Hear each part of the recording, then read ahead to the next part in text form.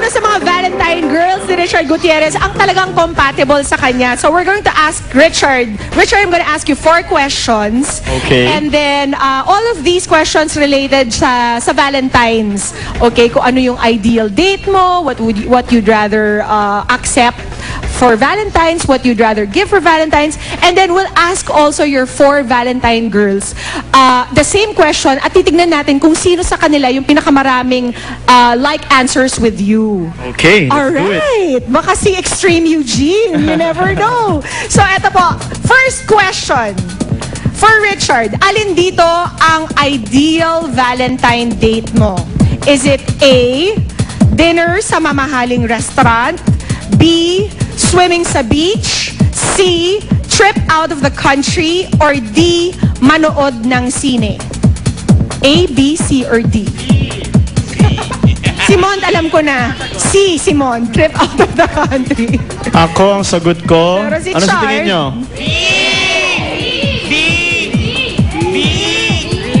B, B. swimming sa beach You now. know, yeah, you know why? Oh.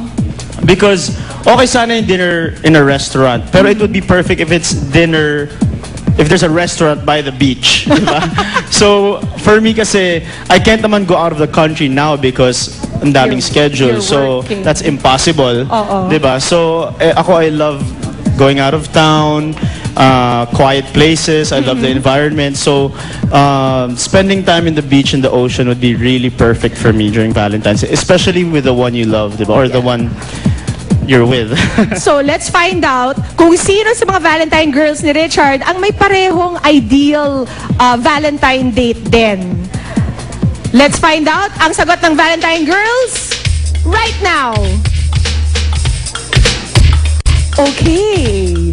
B, tatlo ang nag-B at isa ang nag-C. Okay, sino yung nag-C? I'm sorry, I can't really see very well. Si Rian lang ang hindi pareho ang sagot kay Richard. Next question. Alin dito ang gift mo sa iyong Valentine date? This time around, alamin muna natin ang sagot ng mga Valentine girls. Is it A, flowers and chocolates? B, jewelry pieces? C, signature bags? Or D, flat screen television? Ang sagot ng Valentine girls, let's find out. Can I have the Valentine girls on the big screen para makita namin dalawa ni Richard kung ano mga sagot nila? Dalawang nag-A. Okay. Ayun. Eh, wala na. Binaba na nila yung mga sagot nila. Chard, your answer, alin dito ang gift mo or ang ideal gift mo sa iyong Valentine date? Would it be A, flowers and chocolates, B, jewelry pieces, C, signature bags, or D, hindi naman ito, flat screen Flat TV? Ako, ang sagot ko, letter A.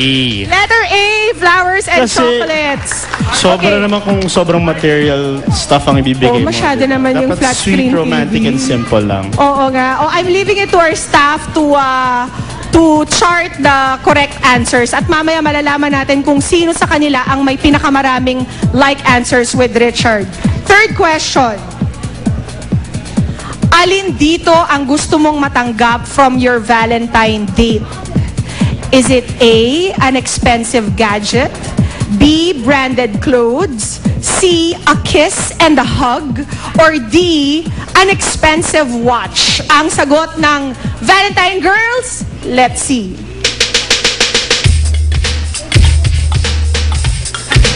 Dalawang nag-A, expensive gadget. Nag-C, a kiss and a hug si Solen. At si Lovey, expensive watch. Chard, your answer please.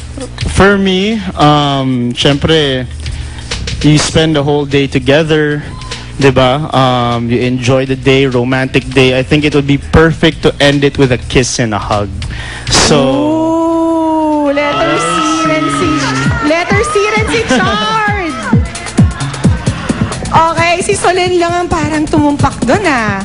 Last question. Kung manonood kayo ng sine ng Valentine date mo, anong klaseng pelikula ito?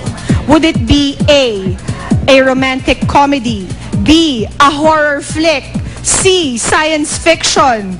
Ang romantic naman ng science fiction on Valentine's. Lalo naman yung D, suspense thriller. Valentine girls, let's see it. Uy, dalawang nag-A, tatlong nag-A, including Solen at si Miss Eugene. Matindi ka talaga, Mare. Extreme ka talaga. Horror ang type mong panoorin sa Valentine's Day. And si Chard, what movie would you watch on Valentine's? Of course, to set the mood right, the tone of the day, kailangan romantic comedy. A din si Diba? Chard. Perfect yan. At saka romantic comedy nga pala yung Valentine Girls. Sa Megway na, no? Hindi ba horror? Hindi. Okay, at the end of 4 questions, nakadalawang like answers si Eugene kay Chard, si Rian 2 answers, si Lovey 2 answers, but the most like Richard's answers is Solen with 3 points. Ano masasabi mo doon, Chard? Cool. Kailangan pa bang i-explain yun? Hindi na, no more explanation needed. I guess that's why you guys are very close. Yes. You like each other's company. Exactly. And she also loves going to the beach and she loves romantic comedies. Kaya nga po, dahil sa sobrang close namin ni Solen, meron kaming magazine, Cosmopolitan cover. Feb issue po yan. Where you were standing very close to each other. Yes. So, grab a copy of that. Nice. And mga kapuso, Valentine Girls po, sa Feb 9 na po yan. It's going to be an exciting, fun movie na paglabas niyo po ng sinehan talagang you'll feel good at nakangiti kayo. So, abangan po ninyo, Feb 9 na po ang Valentine Girls. Kasama ko po dyan si Miss Rian, Lovey, Solen, and Extreme, Eugene. Yes, and gusto ko rin pasalamatan syempre ang aking sponsors, Flawless, Mr. B. Cayuto, thank you so much. And of course, grab Bench Watch, Guts Bench Watch. Ayan po, you can get that in the bench right now. So, thank you so much, Chard. Thank you, Showbiz Central. We wish you well Thank you, Pia. on the Valentine movie. I'm sure it's going to be another hit for you. Samantala, mamaya po makakasama natin in full si Extreme Eugene Domingo sa Don't Lie to Me with Sweet. Pero next week, don't forget, the Valentine Girls live po dito sa Showbiz Central. At eto po, kare-receive lang po namin ang report na ito, nitong balitang ito, na kanina daw po ay may na-aksidenteng sex bomb sa Party Pilipinas rehearsals. Tutukan niyo po ang Showbiz Central for more details on that. We'll be right back.